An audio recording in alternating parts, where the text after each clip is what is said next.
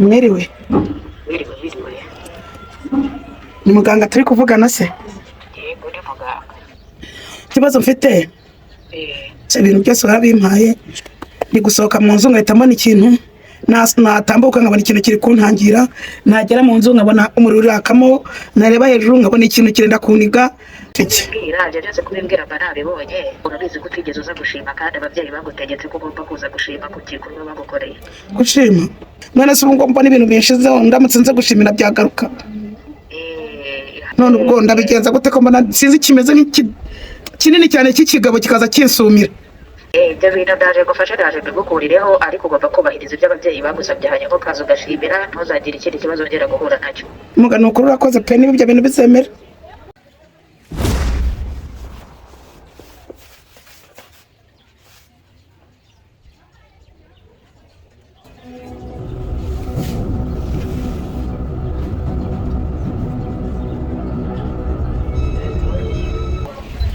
Alo muganga. Ndakumva. Mumeze mute? Amahoro. Twebwe ntako bimeze. Rinde tuvugana. Nafande muvugana. Sibuka wa muti w'amazi se? Wa musekirite. Nukuri rwose wanze gukora. Ngiye kukoherereza umuti mu buryo bw'umwuka, ntibize kugutera ubwoba. Ugiye kunyohereza umuti mu buryo bw'umwuka? Ntibize kugutera ubwoba, hanyuma uragukiza n'ubura. Okay, nta kibazo.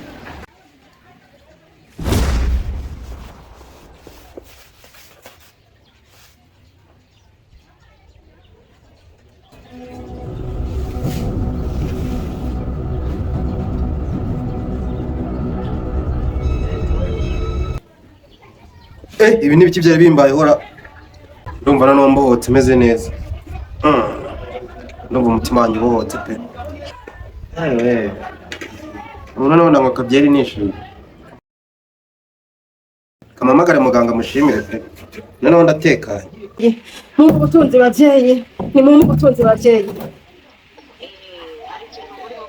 Mana yanje we, ibi ni ibiki bana yo kwizerwa we. Mana yanje we, ibi ni ibiki we.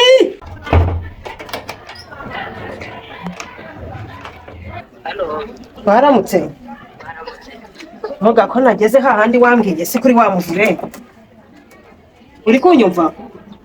Yego ndakumva. Wamuvure nawe ugezeho rero, umwe wambwiye w'ubururu.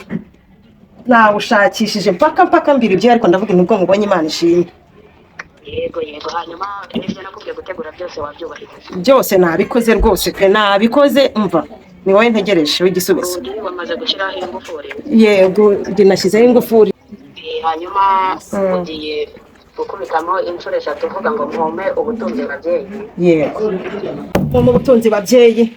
Mu butunzi bavyeyi. Ni mu butunzi bavyeyi. Mana yanje we, ibi ni ibiki bana yo kwizerwa we. Mana yanje we, ibi ni ibiki we. Ngo ngwiki?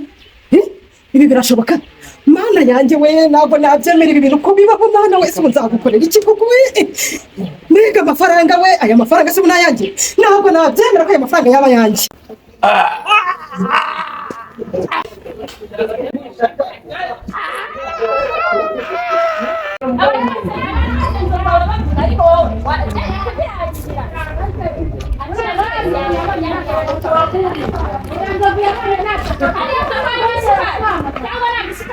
Alo. Nageze kuri ya nzu yanjye nshyashya. Hamwe wambwiye nyine bampereye.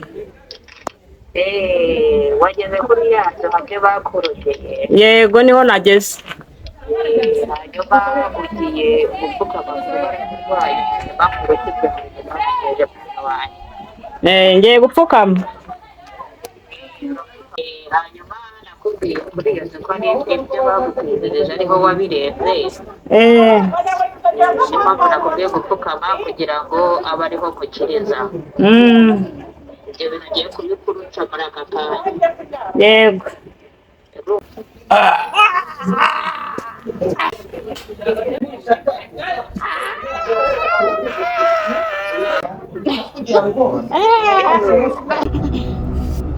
Napfuye we. Yo, aranabara we. Ndapfuye we.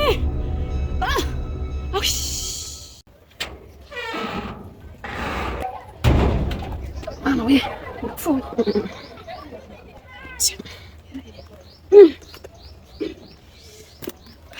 Baranyishe neza ndapfuye.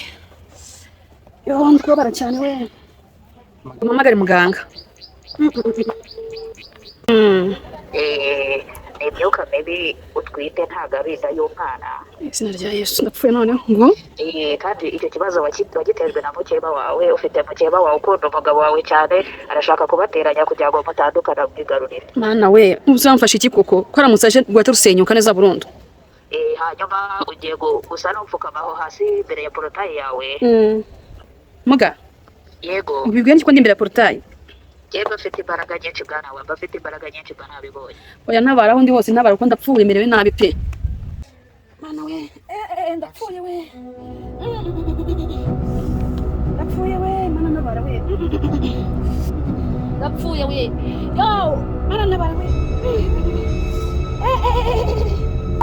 Ndapfuye we.